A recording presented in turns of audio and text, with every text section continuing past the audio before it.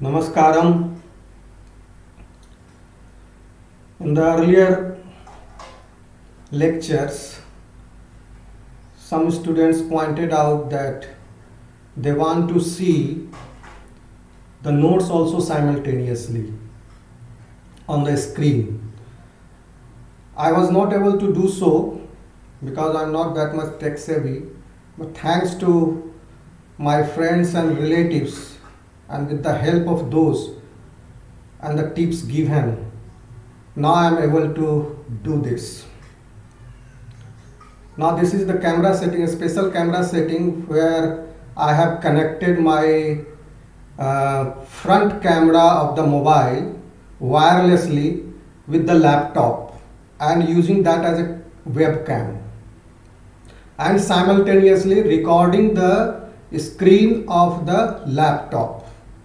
I have prepared notes in the Word format. Now I will describe that note in this video lecture. Kindly like and subscribe and hit the bell icon button so that you get the notification in the real time after the new upload of the video lecture. Thanks.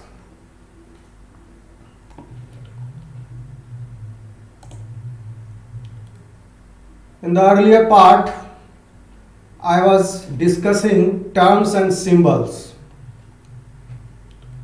This is the part 3 and the last part of the chapter 2.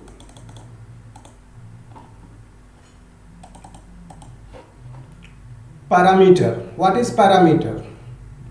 A value calculated from a defined population such as mean, standard deviation, etc. are called as parameters.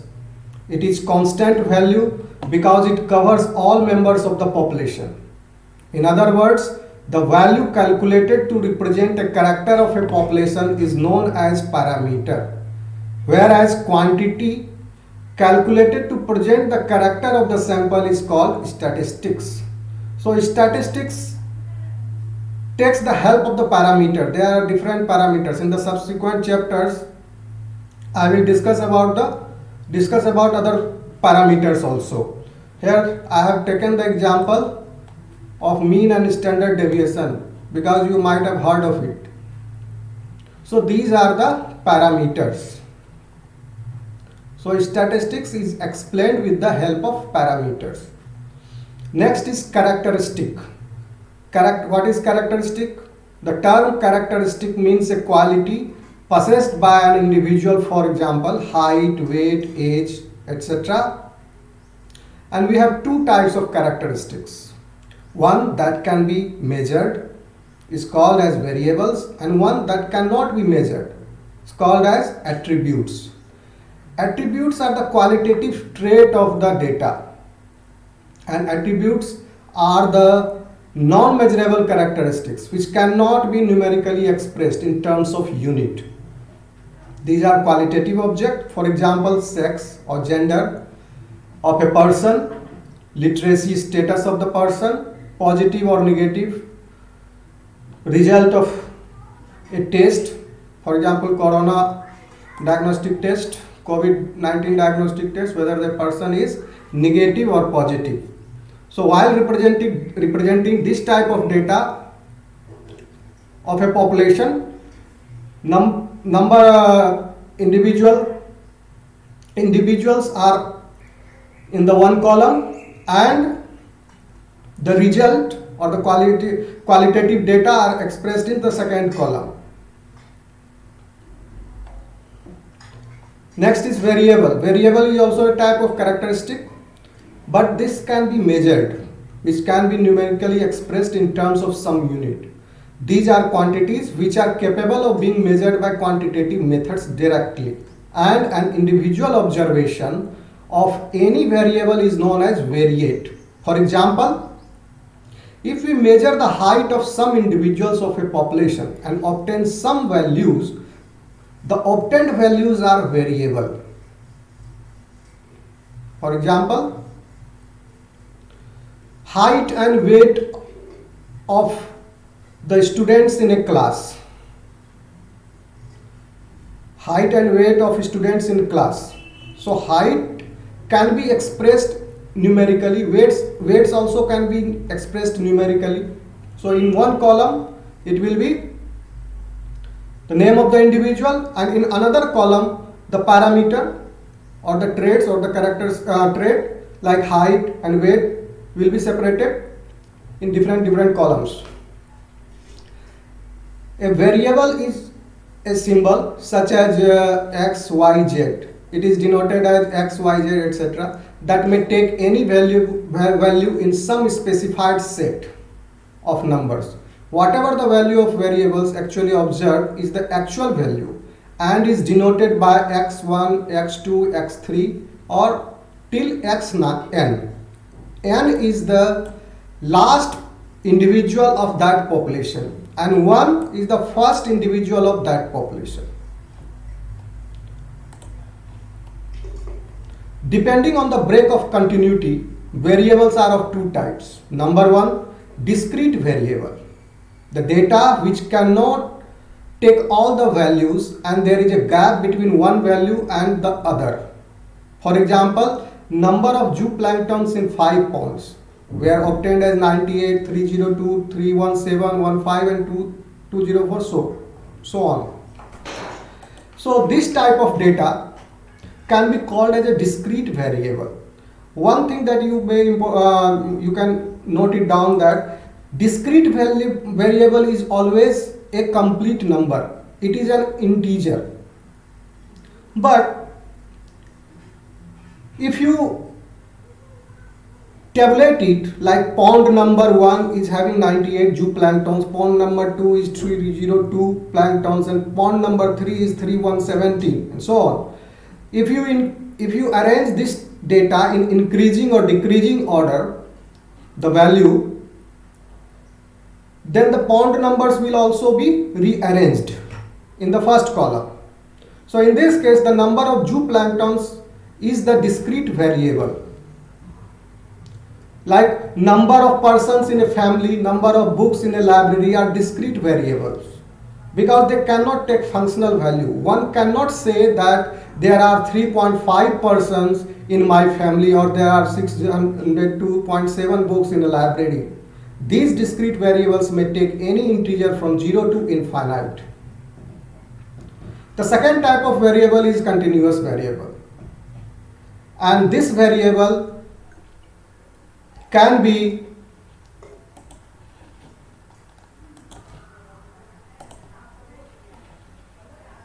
the second type of variable is continuous variable. The variable which can take any value and there is no interval. For example, the weight and height of human being is a continuous variable because it may take any value and can be arranged in increasing or decreasing order. Height of students in a class may be 121 centimeter, 122.5 centimeter, 124.2 centimeter, 127.1 centimeter and so on. Generally speaking, discrete variables take integer value and continuous variables take fractional value. Next term is statistical error. In statistical terminology, the word error is used in special sense. Error shows the extent to which the observed value of a quantity exceeds the true value or the expected value. Therefore, error is equal to observed value minus true value.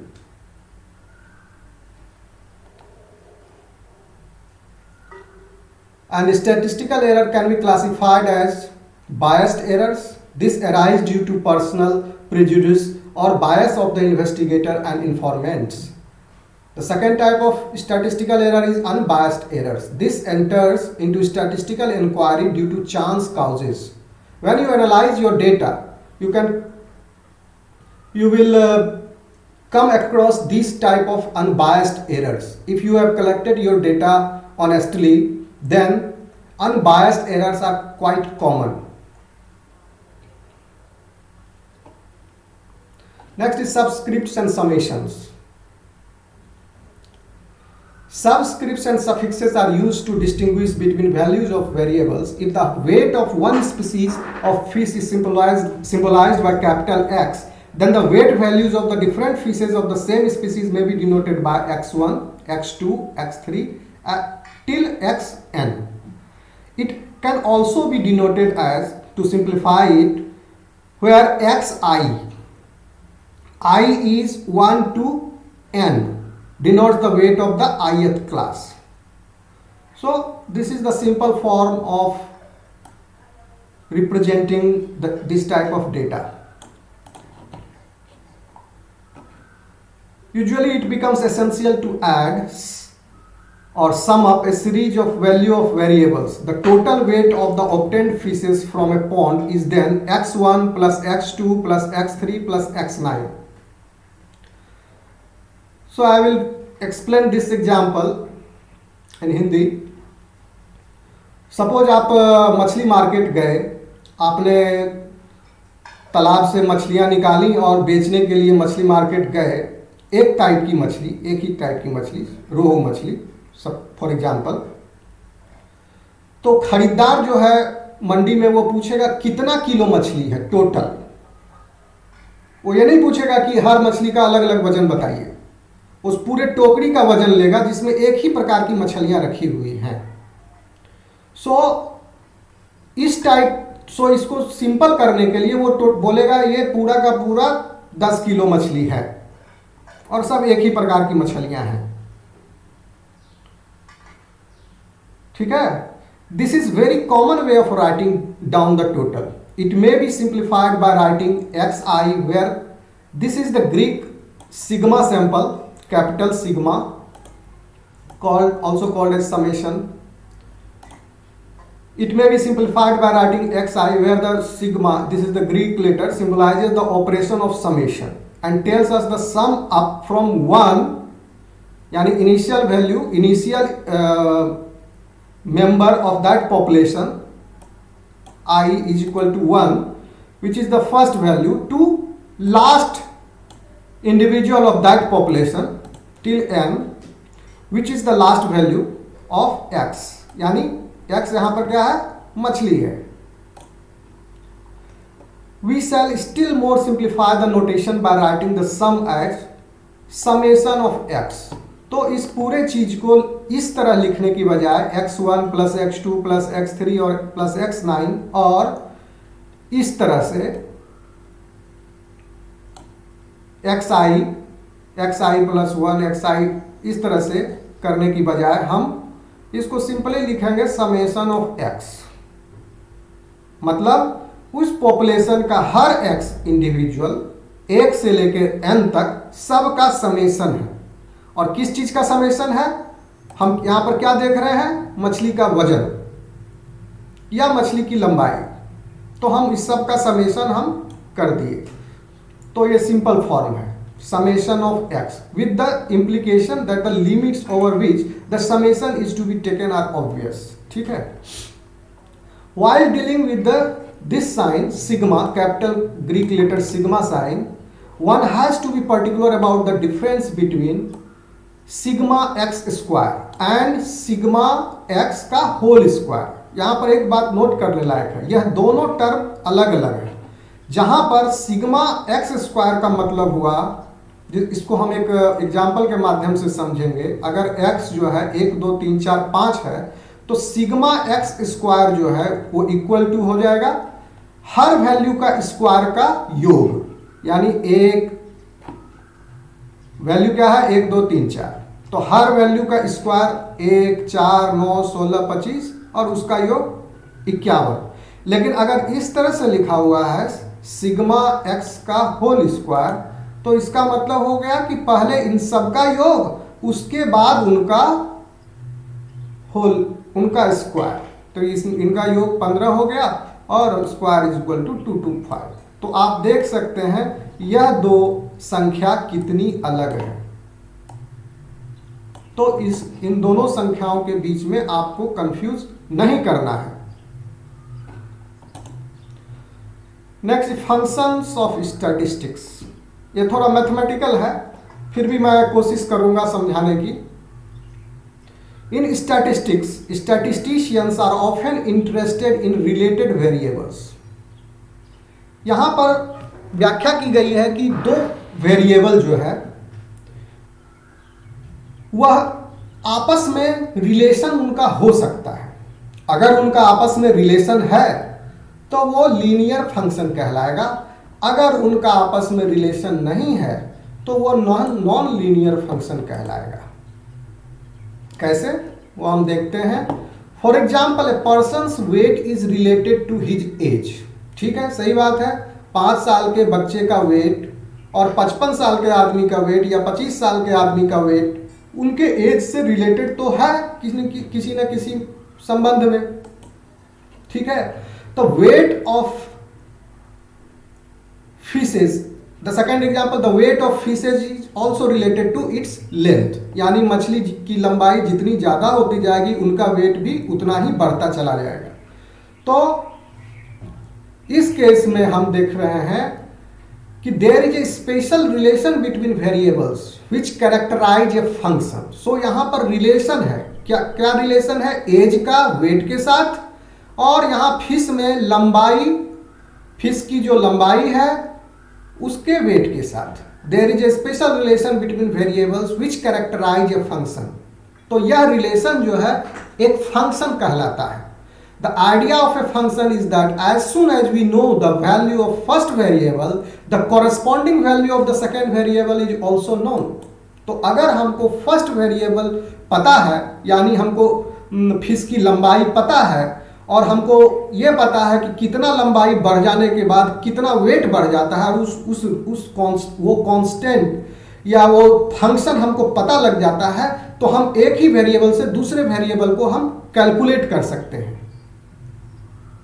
ठीक है, तो consider the set of all possible ordered pairs of values of x with the corresponding values of y. ठीक है, this set of a function we write, we denote it as, ये लिखने का तरीका है कि y is equal to function of x। ठीक है, the variable x is called the independent variable. यहां पर x जो है वह इंडिपेंडेंट वेरिएबल कहला रहा है,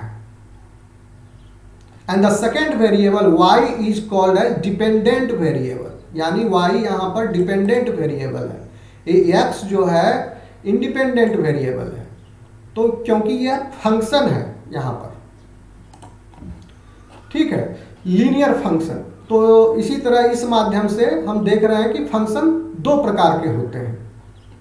तो लीनियर फंक्शन जो है इसमें consider for example the following relation between demand and price of fish, यानी डी जो है वो डिमांड कहला रहा है और पी जो है प्राइस है। तो हम तो ये जानते हैं कि डिमांड और प्राइस का रिलेशन है, डिमांड बढ़ेगा तो प्राइस भी बढ़ेगा, डिमांड घटेगा तो प्राइस भी घटेगा। यह एक डायरेक्ट रिलेशन है। ठीक है, तो in such a relation is a functional relation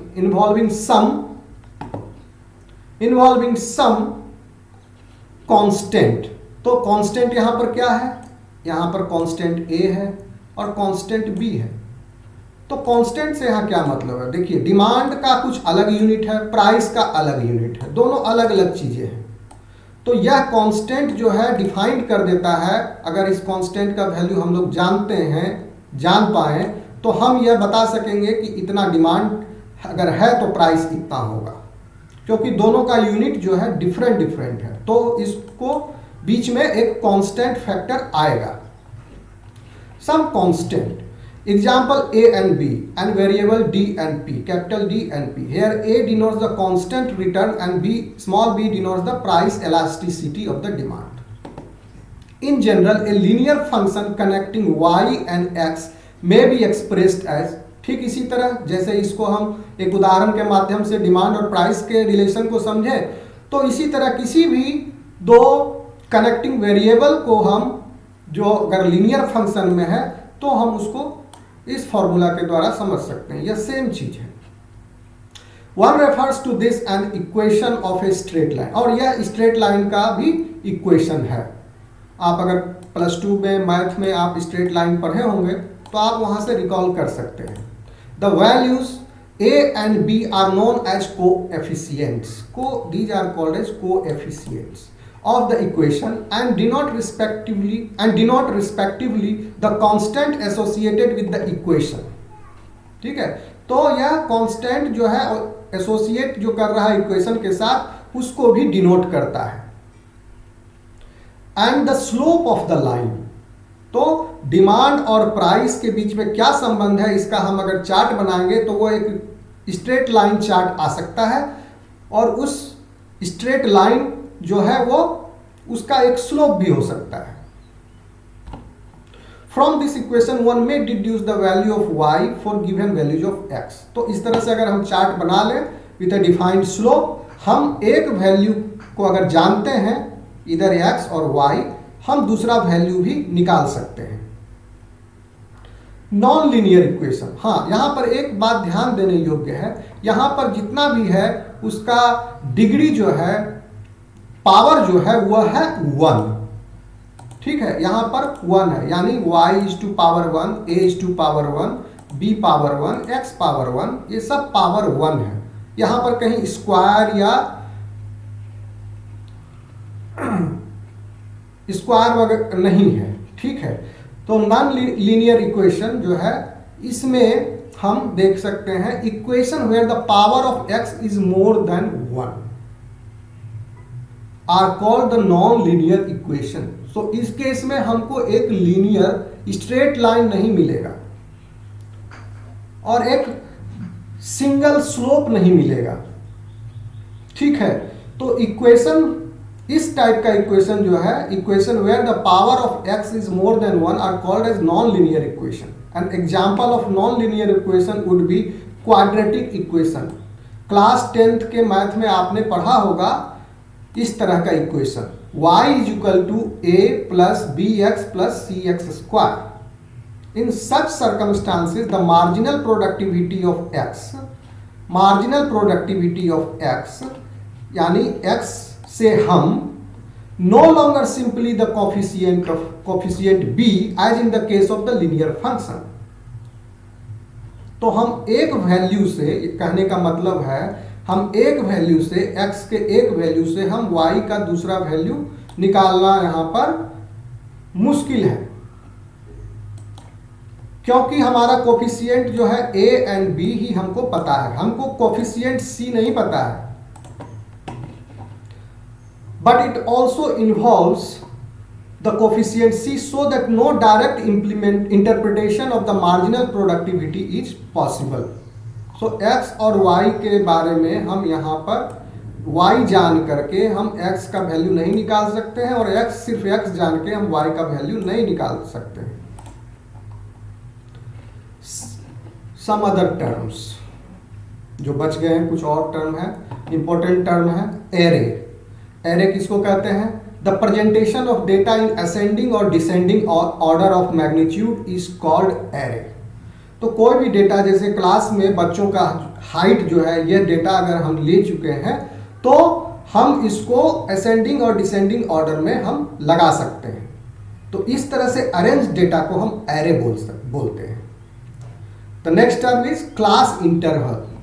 Each group into which the raw data is condensed is called as class interval. Each class is bound by upper and lower figures called as class limit. इसको हम ऐसे समझते हैं, मान लिया एक गांव में 0 years एज से यानी इन्फेंट से लेकर के हम 20 साल तक के लोगों का हम अध्ययन कर रहे हैं. ठीक है, तो इसको हम डिफरेंट ग्रुप्स में बांट सकते हैं. जैसे नॉन टीनेज बिलो 12 ईयर्स यानी 0 से लेकर के 12 साल के बच्चों का एक ग्रुप बना सकते हैं, और टीनेजर्स यानी 13 से लेकर के 19 साल के बच्चों का भी हम एक दूसरा ग्रुप बना सकते हैं. तो ईच ग्रुप, ठीक है, तो each group into which the raw data is तो और इस डेटा को हम दोनों ग्रुप में हम कंडेंस कर सकते हैं. तो each class is bounded by अपर. तो पहला वाला जो ग्रुप है उसमें लोअर लिमिट क्या हो गया 0 एंड अपर लिमिट जो हो गया वो 12.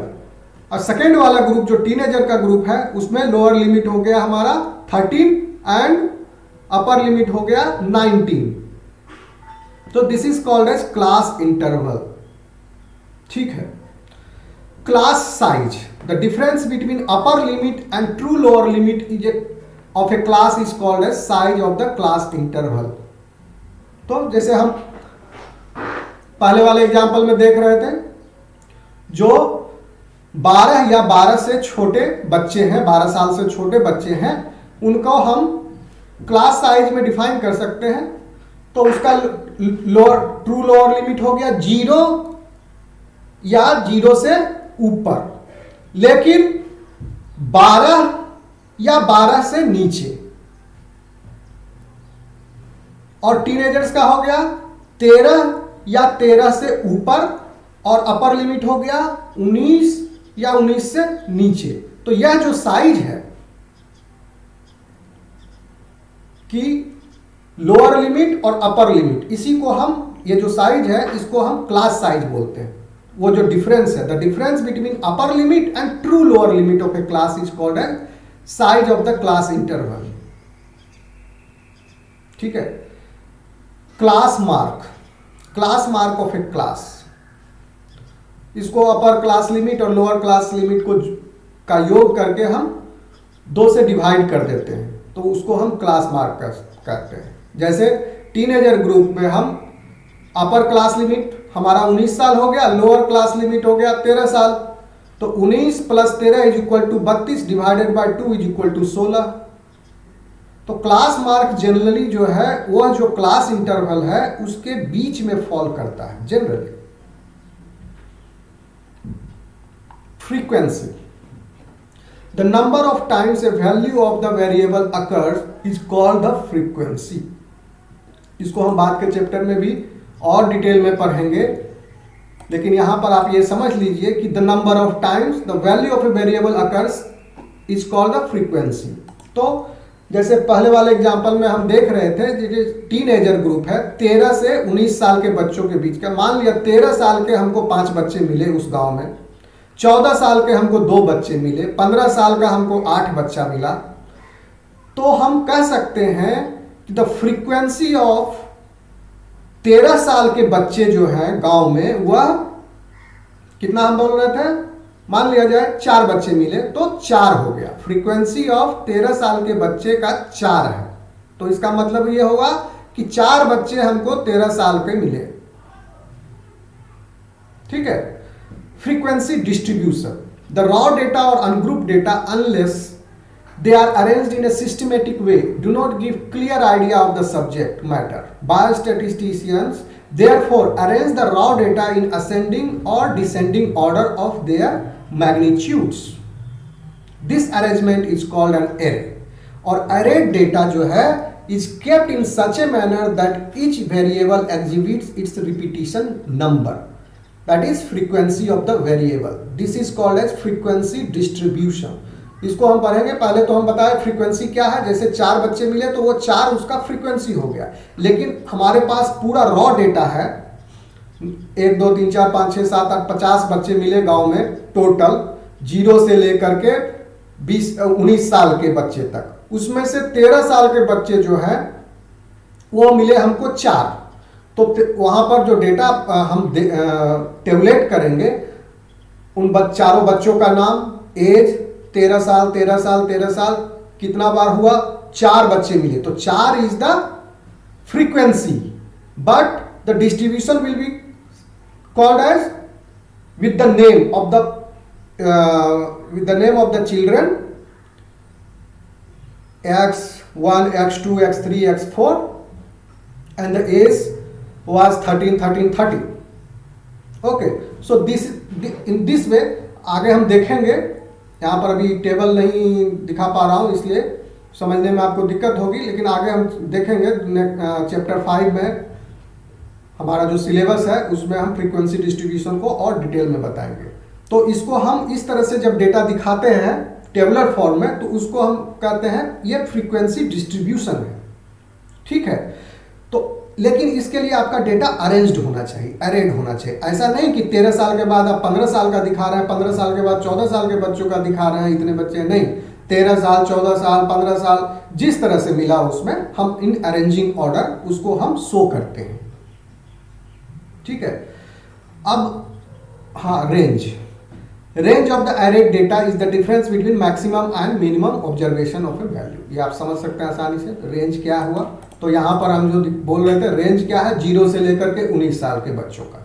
उस गांव में हम स्टडी कर रहे हैं, तो 0 से लेकर 19 साल जो है ये इसका रेंज हो गया, इस पूरे डेटा का। और उस रेंज के अंदर हम ग्रुपिंग कर रहे हैं। ठीक है, कि टीनेजर्स को हम अलग कर दिए और जो टीनेजर से नीचे हैं उनको हम अलग कर दिए, फर्दर ग्रुपिंग। और टीनेजर से जो नीचे हैं उनको भी हम और फर्दर ग्रुपिंग कर सकते हैं। जैसे 5 साल के बच्चे अलग हो गए, 5 से 13 साल 12 साल के बच्चे, उनको हम अलग कर दिए। 0 से 5 साल के अंदर भी हम फर्दर ग्रुपिंग कर सकते हैं, इन्फेंट्स और 3 साल से 5 साल के बीच में। ठीक है। Cumulative frequency. The cumulative frequency corresponds to any value of the variable of a class is the sum of the all frequencies. इसको हम और डिटेल में समझेंगे जब हम डिस्कस करेंगे।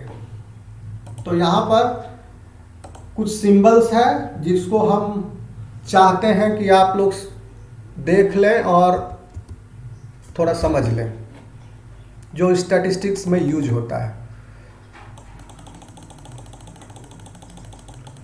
कुछ से आप फेमिलियर होंगे। Number 1, summation. तो यह जो साइन है यह समेशन का साइन है। यह कैपिटल ग्रीक लेटर है जिसको हम एज ए सिग्मा प्रोनाउंस करते हैं। मीन और average, X denoted by X bar. ठीक है। Mean of a population. ठीक है। मीन और एवरेज को हम सीधा एक्स बार डिनोट करते हैं, और लेकिन अगर किसी पॉपुलेशन का हम किसी एक कैरेक्टरिस्टिक का मीन ले रहे हैं तो उसको हम ये म्यू और माइक्रो साइन से हम डिनोट करते हैं। Observe number capital O, expected number capital E, degree of freedom small d f, number of groups of class small के,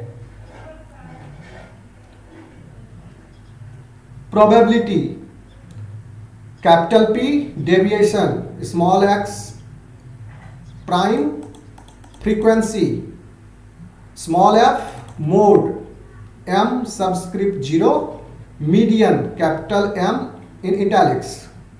ये सब इटैलिक्स में है, आप भी लिखेंगे कॉपी पर तो इटैलिक्स में ही थोड़ा सा टेढ़ा करके लिखने का कोशिश करेंगे, तो एग्जामिनर ज़्यादा खुश होगा और समझेगा कि हाँ इसको कंसेप्ट है। Geometric mean capital G M italics, mean deviation, यह जो सिंबल है यह डेल्टा कहलाता है। ठीक है। स्मॉल ग्रीक लेटर डेल्टा, और कैपिटल ग्रीक लेटर डेल्टा इस तरह का होता है, ट्रायंगल जैसा। ठीक है। आप कंफ्यूज मत करना कि इसको भी डेल्टा बोलते हैं उसको भी डेल्टा बोलते हैं, और दोनों अक्षर जो है बहुत ही डिफरेंट है देखने में। इंग्लिश के जैसा नहीं है कि कैपिटल लेटर और स्मॉल लेटर थोड़ा बहुत सिमिलर लगता है, नहीं। मीन डेविएशन जो है ये स्मॉल लेटर डेल्टा से डिनोट होता है। ठीक है। स्टैंडर्ड डेविएशन, स्टैंडर्ड डेविएशन ये सिग्मा है, small letter sigma of Greek letter. ठीक है। यहां पर आप देखिए ये कैपिटल सिग्मा था, जो समेशन वाला साइन था, ये कैपिटल सिग्मा है, ये स्मॉल लेटर सिग्मा। ठीक है। हाइपोथेटिकल पॉपुलेशन में इस तरह से स्मॉल लेटर सिग्मा से डिनोट करते हैं, और ऑब्जर्व सैंपल जो है उसमें हम कैपिटल S से हम डिनोट करते हैं। Standard error of mean capital S E subscript capital M। Standard error of standard deviation, तो ये capital S capital E and subscript sigma small Greek letter sigma, and capital और capital S capital E in italics and capital S as subscript, capital S italics as subscript. ठीक है।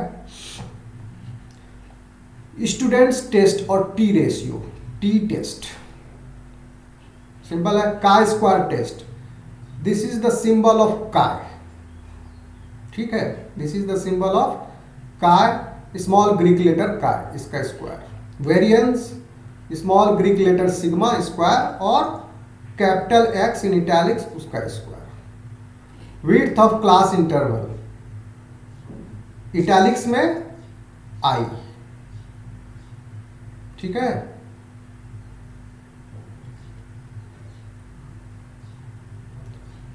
Correlation coefficient, small R and number of observation capital N और small N, the number of standard deviation from the mean ये capital Z, and Pearson's correlation coefficient is denoted as this type of symbol which is called इसको हम epsilon बोलते हैं, Greek letter capital, Greek letter epsilon. Spearman's correlation coefficient, इसको हम as a rho announce करते हैं, small Greek letter rho. So here I am concluding this part of the chapter, and this is the last part of the second chapter where we have studied symbols and terms and symbols. So I will summarize it. We have seen parameter, characteristics, two types of characteristics, attributes and variables, two types of variables, discrete variable and continuous variable, statistical error.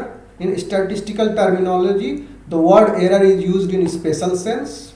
Error shows the extent to which the observed value of a quantity, ठीक है, ये सब हम लोग देख चुके हैं। दो तरह के एरर होते हैं, बायस्ड एरर, अनबायस्ड एरर, और यहाँ पर हम देखें कि किस तरह स्टैटिस्टिक्स में समेशन और सबस्क्रिप्ट को हम दर्शाते हैं,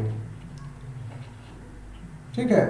उसके बाद फंक्शंस ऑफ स्टैटिस्टिक्स देखें, जहाँ पर हम दो तरह के फंक्शन हैं, linear function and non linear function. एक लीनियर फंक्शन है जिसमें हमारा जो है पावर जो है, डिग्री जो है वो 1 है, और नॉन लीनियर में 1 से ज़्यादा है। और कुछ टर्म जो हम लोग पढ़े, array, class interval, class size, class mark, frequency distribution, range, cumulative frequency and a list of some of the symbols. और आगे भी अगर कोई सिंबल आता है जो कि समझने में कठिनाई होगी, वो जो हम कम अक्रॉस करेंगे सबसे उसको उसी समय हम बताते चलेंगे, ठीक है। तो यहाँ पर यह चैप्टर हम खत्म कर रहे हैं, second chapter of the biostatistics. Next जो चैप्टर होगा यानी चैप्टर नंबर 3, जहाँ पर हम designing and methodology of an experiment, designing and methodology of an experiment की चर्चा करेंगे। Thank you. अगर कोई त्रुटि रह गई हो या समझाने में या बताने में कहीं मैंने गलती कर दी हो तो कमेंट में अवश्य उसका उल्लेख करेंगे, ठीक है, ताकि मुझे और भी क्वालिटी सुधार करने में मदद मिले। Thank you very much.